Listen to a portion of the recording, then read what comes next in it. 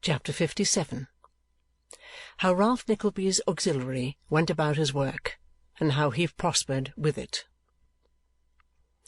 It was a dark, wet, gloomy night in autumn, when in an upper room of a mean house situated in an obscure street, or rather court, near Lambeth, there sat, all alone, a one-eyed man grotesquely habited, either for lack of better garments or for purposes of disguise, in a loose great-coat, with arms half as long again as his own, and a capacity of breadth and length which would have admitted of his winding himself in it, head and all, with the utmost ease, and without any risk of straining the old and greasy material of which it was composed.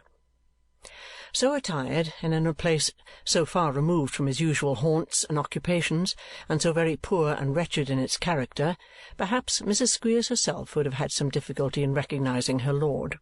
Quickened though her natural sagacity doubtless would have been by the affectionate yearnings and impulses of a tender wife. But Mrs. Squeers's lord it was, and in a tolerably disconsolate mood Mrs. Squeers's lord appeared to be, as, helping himself from a black bottle which stood on the table beside him, he cast round the chamber a look in which very slight regard for the objects within view was plainly mingled with some regretful and impatient recollection of distant scenes and persons. There were certainly no particular attractions either in the room over which the glance of Mr. Squeers so discontentedly wandered, or in the narrow street into which it might have penetrated if he had thought fit to approach the window. The attic chamber in which he sat was bare and mean. The bedstead, and such few other articles of necessary furniture as it contained, were of the commonest description, in a most crazy state, and of a most uninviting appearance. The street was muddy, dirty, and deserted. Having but one outlet, it was traversed by few but the inhabitants at any time, and the night being one of those on which most people are glad to be within doors, it now presented no other signs of life than the dull glimmering of poor candles from the dirty windows, and few sounds but the pattering of the rain, and occasionally the heavy closing of some creaking door. Mr. Squeers continued to look disconsolately about him, and to listen to these noises in profound silence, broken only by the rustling of his large coat, as he now and then moved his arm to raise his glass to his lips. Mr. Squeers continued to do this for some time, until the increasing gloom warned him to snuff the candle. Seeming to be slightly roused by this exertion, he raised his eye to the ceiling, and fixing it upon some uncouth and fantastic figures traced upon it by the wet and damp which had penetrated through the roof, broke into the following soliloquy. "Well, this is a pretty go, is this here. An uncommon pretty go. Here have I been a matter of how many weeks, hard upon 6, a-follering up this here blessed old dowager petty larcenerer." Mr. Squeers delivered himself of this epithet with great difficulty and effort. "And doth bores all a-running itself regularly to seed the while. That's the worst of ever being in with an owdacious chap like that old Nickleby. You never know when he's done with you, and if you're in for a penny, you're in for a pound." This remark perhaps reminded Mr. Squeers that he was in for £100 at any rate. His countenance relaxed, and he raised his glass to his mouth with an air of greater enjoyment of its contents than he had before evinced. "I never see," soliloquized Mr. Squeers in continuation, "I never see nor come across such a file as that old Nickleby. Never. He's out of everybody's depth, he is. He's what you may call a rasper, is Nickleby. To see how sly and cunning he grubbed on day after day, a-worming and plodding and tracing and turning and twining of himself about, till he found out where this precious Mrs. Pegg was hid, and cleared the ground for me to work upon, creeping and crawling and gliding like a ugly old bright-eyed stagnation-blooded adder. He'd have made a good un in our line, but it would have been too limited for him. His genius would have busted all bonds, and coming over every obstacle broke down all before it, till it erected itself into a monument of— well, I'll think of the rest and say it when convenient. Making a halt in his reflections at this place, Mr. Squeers again put his glass to his lips, and drawing a dirty letter from his pocket, proceeded to con over its contents with the air of a man who had read it very often, and now refreshed his memory rather in the absence of better amusement than for any specific information. "The pigs is well," said Mr. Squeers. "The cows is well, and the boys is bobbish. Young Sprouter has been a-winking, has he? I'll wink him when I get back. Cobbie would persist in sniffing while he was a-eating his dinner, and said that the beef was so strong it made him— Very good, Cobbie. We'll see if we can't make you sniff a little without beef. Pitcher was took with another fever. Of course he was, and being fetched by his friends died the day after he got home. Of course he did, and out of aggravation. It's part of a deep-laid system. There ain't another chap in the school but that boys would have died exactly at the end of the quarter, taking it out of me to the very last, and then carrying his spite to the utmost extremity. The juniorest Palmer said he wished he was in heaven. I really don't know, I do not know, what's to be done with that young fellow. He's always a-wishing something horrid. He said once he wished he was a donkey, because then he wouldn't have a father as didn't love him. Pretty wicious that for a child of 6. Mr. Squeers was so much moved by the contemplation of this hardened nature in one so young that he angrily put up the letter and sought, in a new train of ideas, a subject of consolation. "It's a long time to have been a-lingering in London," he said, "and this is a precious hole to come and live in, even it has been only for a week or so. Still, £100 is 5 boys, and 5 boys takes a whole year to pay £100, and there's their keep to be subtracted besides. There's nothing lost, neither, by one's being here, because the boys' money comes in just the same as if I was at home, and Mrs. Squeers, she keeps them in order. There'll be some lost time to make up, of course. There'll be an arrear of flogging as'll have to be gone through. Still, a couple of days makes that all right, and one don't mind a little extra work for £100. It's pretty nigh the time to wait upon the old woman. From what she said last night, I suspect that if I'm to succeed at all, I shall succeed to-night. So, I'll have half a glass more to wish myself success and put myself in spirits. Mrs. Squeers, my dear, your health." Leering with his one eye, as if the lady to whom he drank had been actually present, Mr. Squeers, in his enthusiasm, no doubt, poured out a full glass and emptied it, and as the liquor was raw spirits, and he had applied himself to the same bottle more than once already, it is not surprising that he found himself, by this time, in an extremely cheerful state, and quite enough excited for his purpose. What this purpose was soon appeared, for after a few turns about the room to steady himself, he took the bottle under his arm and the glass in his hand, and blowing out the candle, as if he purposed being gone some time, stole out upon the staircase, and creeping softly to a door opposite his own, tapped gently at it. "But what's the use of tapping?" he said. "She'll never hear. I suppose she isn't doing anything very particular, and if she is, it don't much matter that I see." With this brief preface, Mr. Squeers applied his hand to the latch of the door, and thrusting his head into a garret far more deplorable than he had just left, and seeing that there was nobody there but an old woman who was bending over a wretched fire, for although the weather was still warm, the evening was chilly, walked in and tapped her on the shoulder. "Well, my Slider," said Mr. Squeers jocularly. "Here's that you?" inquired Peg. "Ah, it's me, and me's the first person singular, nominative case, agreeing with the verb it's, and governed by Squeers understood as a acorn, a hour. But when the H is sounded, the A only is to be used as a and a art, a I way," replied Mr. Squeers, quoting at random from the grammar. "At least, if it isn't, you don't know any better, and if it is, I've done it accidentally." Delivering this reply in his accustomed tone of voice, in which of course it was inaudible to Peg, Mr. Squeers drew a stool to the fire, and placing himself over against her and the bottle and glass on the floor between them, roared out again very loud, "Well, my Slider." "I hear you," said Peg, receiving him very graciously. "I've come according to promise." roared Squeers. So they used to say in that part of the country I come from, observed Peg complacently. But I think oil's better. Better than what? Roared Squeers, adding some rather strong language in an undertone. No, said Peg, of course not. I never saw such a monster as you are, muttered Squeers, looking as amiable as he possibly could the while, for Peg's eye was upon him, and she was chuckling fearfully, as though in delight at having made a choice repartee. Do you see this? This is a bottle.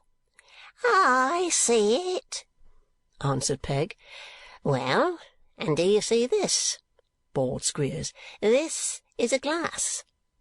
Peg saw that too. See here, then, said Squeers, accompanying his remarks with appropriate action. I fill the glass and the bottle, and I say, Your health, Slider, and empty it. Then I rinse it genteelly with a little drop, which I am forced to throw into the fire. Hello! You shall have the chimbley you like next. Fill it again, and hand it over to you. Your health, said Peg. She understands that, anyways, muttered Squeers, watching Mrs. Sliderskew as she dispatched her portion, and choked and gasped in a most awful manner after so doing. Now then, let's have a talk. How's the rheumatics? Mrs. Sliderskew, with much blinking and chuckling, and with looks expressive of her strong admiration of Mr. Squeers, his person, manners, and conversation, replied that the rheumatics were better. What's the reason? said Mr. Squeers, deriving fresh facetiousness from the bottle. What's the reason of rheumatics? What do they mean? What do people have 'em for, eh? Mrs. Sliderskew didn't know, but suggested that it was possibly because they couldn't help it. Measles, rheumatics, whooping cough, fevers, agues, and lumbagers, said Mr. Squeers, is all philosophy together. That's what it is. The heavenly bodies is philosophy, and the earthly bodies is philosophy. If there's a screw loose in a heavenly body, that's philosophy, and if there's a screw loose in a earthly body, that's philosophy too. Or it may be that sometimes there's a little metaphysics in it, but that's not often. Philosophy's the chap for me. If a parent asks a question in the classical, commercial, or mathematical line, says I gravely, Why, sir, in the first place, are you a philosopher? No, Mr. Squeers, he says, I an't. Then, sir, says I, I'm sorry for you, for I shan't be able to explain it. Naturally, the parent goes away and wishes he was a philosopher, and equally naturally thinks I'm one. Saying this, and a great deal more, with tipsy profundity and a serio-comic air, and keeping his eye all the time on Mrs. Sliderskew, who was unable to hear one word, Mr. Squeers concluded by helping himself and passing the bottle, to which Peg did becoming reverence. That's the time of day, said Mr. Squeers. You look £20.10 better than you did. Again Mrs. Sliderskew chuckled, but modesty forbade her assenting verbally to the compliment. £20.10 better, repeated Mr. Squeers, than you did that day when I first introduced myself. Don't you know? Ah, said Peg, shaking her head, but you frightened me that day. Did I? said Squeers. Well, it was rather a startling thing for a stranger to come and recommend himself by saying that he knew all about you and what your name was and why you were living so quiet here and what you had boned and who you boned it from, wasn't it? Peg nodded her head in strong assent. But I know everything that happens in that way, you see, continued Squeers. Nothing takes place of that kind that I aren't up to entirely. I'm a sort of a lawyer, Slider, of first-rate standing and understanding too. I'm the intimate friend and confidential adviser of pretty nigh every man, woman, and child that gets themselves into difficulties by being too nimble with their fingers. I'm Mr. Squeers's catalogue of his own merits and accomplishments, which was partly the result of a concerted plan between himself and Ralph Nickleby, and flowed in part from the black bottle, was here interrupted by Mrs. Sliderskew. "Ha, ha!" she cried, folding her arms and wagging her head. "And so he wasn't married after all, wasn't he? Not married after all?" "No," replied Squeers, "that he wasn't." "And a young lover come and carried off the bride, eh?" said Peg. "From under his very nose," replied Squeers, "and I'm told the young chap cut up rough besides, and broke the windows, and forced him to swallow his wedding favour, which nearly choked him." "Tell me all about it again," cried Peg with a malicious relish of her old master's defeat, which made her natural hideousness something quite fearful. "Let's hear it all again, beginning at the beginning now, as if you'd never told me. Let's have it every word now, beginning at the very first, you know, when he went to the house that morning." Mr. Squeers, plying Mrs. Sliderskew freely with the liquor, and sustaining himself under the exertion of speaking so loud by frequent applications to it himself, complied with his request by describing the discomfiture of Arthur Gride, with such improvements on the truth as happened to occur to him, and the ingenious invention and application of which had been very instrumental in recommending him to her notice in the beginning of their acquaintance.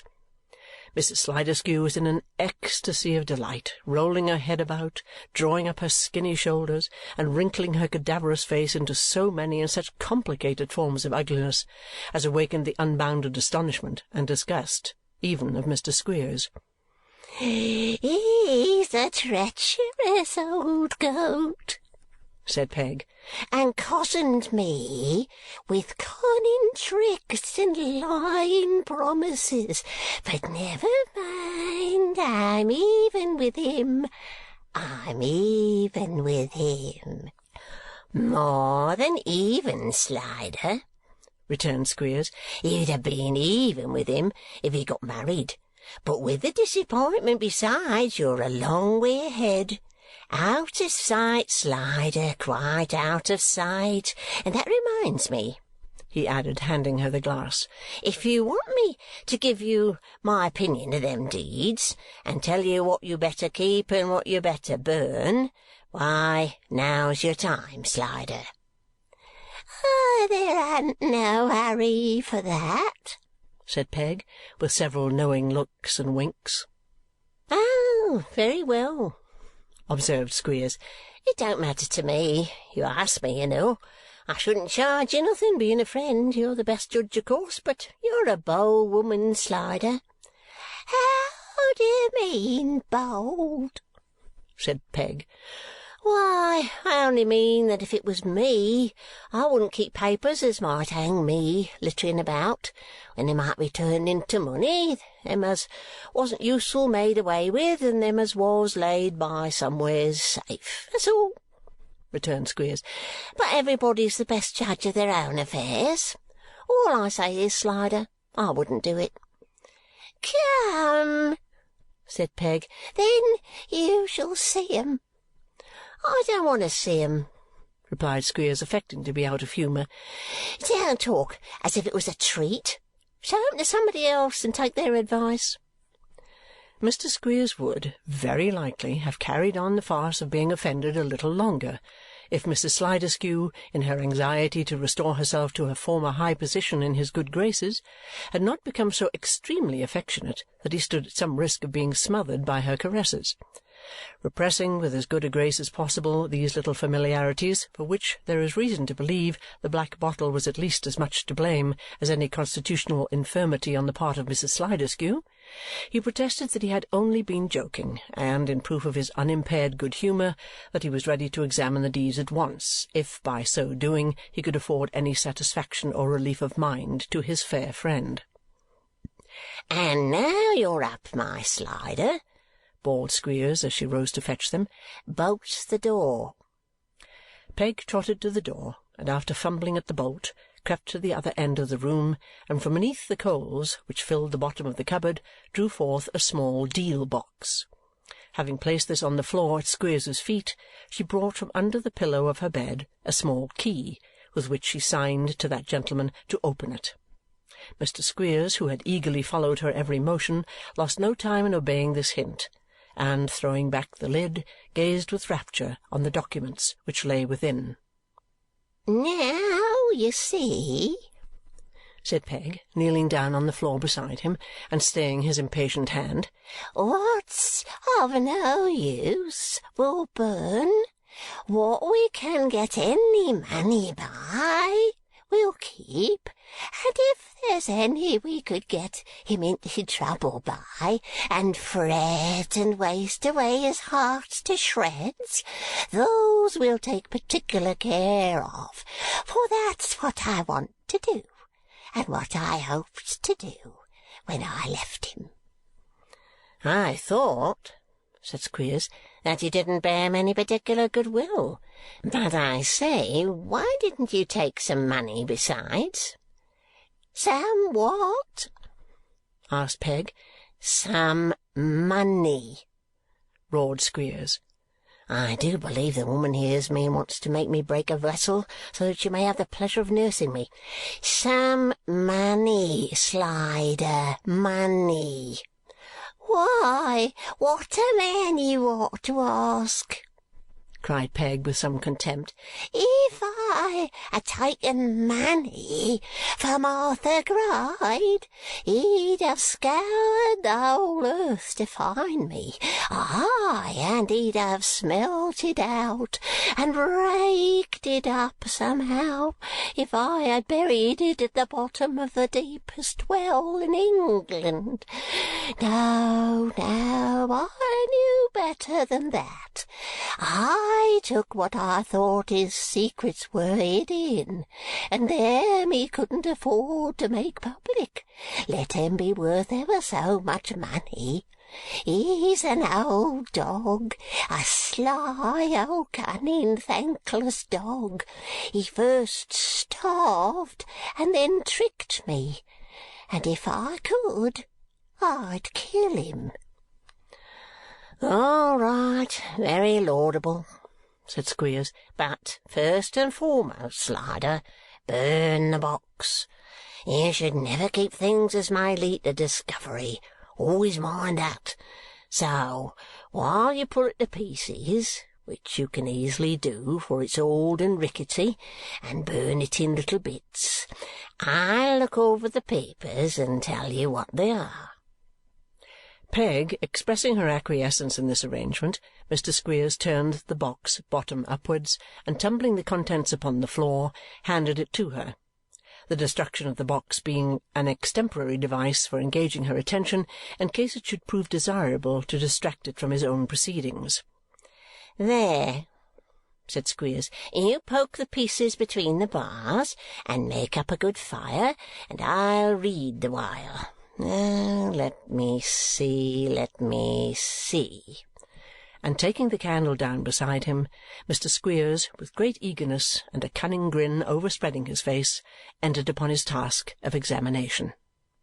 If the old woman had not been very deaf, she must have heard, when she last went to the door, the breathing of two persons close behind it, and if those two persons had been unacquainted with her infirmity, they must probably have chosen that moment either for presenting themselves or taking to flight. But, knowing with whom they had to deal, they remained quite still, and now not only appeared unobserved at the door, which was not bolted, for the bolt had no hasp, but warily and with noiseless footsteps advanced into the room. As they stole farther and farther in by slight and scarcely perceptible degrees, and with such caution that they scarcely seemed to breathe, the old hag and Squeers, little dreaming of any such invasion and utterly unconscious of there being any soul near but themselves, were busily occupied with their tasks. The old woman, with her wrinkled face close to the bars of the stove, puffing at the dull embers which had not yet caught the wood. Squeers stooping down to the candle, which brought out the full ugliness of his face, as the light of the fire did that of his companion, both intently engaged and wearing faces of exultation which contrasted strongly with the anxious looks of those behind, who took advantage of the slightest sound to cover their advance, and, almost before they had moved an inch, and all were silent, stopped again. This, with the large bare room, damp walls, and flickering doubtful light, combined to form a scene which the most careless and indifferent spectator, could any have been present, could scarcely have failed to derive some interest from, and would not readily have forgotten. Of the stealthy comers, Frank Cheeryble was one, and Newman Noggs the other. Newman had caught up, by the rusty nozzle, an old pair of bellows, which were just undergoing a flourish in the air preparatory to a descent upon the head of Mr. Squeers, when Frank, with an earnest gesture, stayed his arm, and, taking another step in advance, came so close behind the schoolmaster that by leaning forward he could plainly distinguish the writing which he held up to his eye. Mr. Squeers, not being remarkably erudite, appeared to be considerably puzzled by this first prize, which was in an engrossing hand and not very legible except to a practised eye. Having tried it by reading from left to right and from right to left, and finding it equally clear both ways, he turned it upside down, with no better success. Chuckled Peg, who on her knees before the fire was feeding it with fragments of the box and grinning in most devilish exultation. "What's that writing about, eh?" "Nothing particular," replied Squeers, tossing it towards her. "It's only an old lease, as well as I can make out. Throw it in the fire." Mrs. Sliderskew complied and inquired what the next one was. "This," said Squeers, "is a bundle of overdue acceptances and renewed bills of 6 or 8 young gentlemen, but they're all MPs, so it's of no use to anybody. Throw it in the fire." Peg did as she was bidden, and waited for the next. "This," said Squeers, "seems to be some deed of sale of the right of presentation to the rectory of Pure Church in the Valley of Cashup. Take care of that, Slider, literally for God's sake. It'll fetch its price at the auction mart." "What's the next?" inquired Peg. "Why, this," said Squeers, "seems, from the 2 letters that's with it, to be a bond from a curate down in the country to pay half a year's wages of £40 for borrowing 20. Take care of that, for if he don't pay it, his bishop will very soon be down upon him. We know what the camel and needle's eye means. No man as can't live upon his income, whatever it is, must expect to go to heaven at any price. It's very odd. I don't see anything like it yet." "What's the matter?" said Peg. "Nothing," replied Squeers. "Only I'm looking for—" Newman raised the bellows again. Once more Frank, by a rapid motion of his arm, unaccompanied by any noise, checked him in his purpose. "Here you are," said Squeers. "Bonds. Take care of them. Warrants of attorney. Take care of that. 2 cognovits. Take care of them. Lease and release. Burn that. Ah, Madeline Bray, come of age or marry. The said Madeline. Here, burn that." Eagerly throwing towards the old woman a parchment that he caught up for the purpose, Squeers, as she turned her head, thrust into the breast of his large coat the deed in which these words had caught his eye, and burst into a shout of triumph. "I've got it!" said Squeers. "I've got it! Hurrah! The plan was a good one, though the chance was desperate, and the day's our own at last." Peg demanded what he laughed at, but no answer was returned. Newman's arm could no longer be restrained. The bellows, descending heavily and with unerring aim on the very centre of Mr. Squeers's head, felled him to the floor and stretched him on it flat and senseless. Chapter 57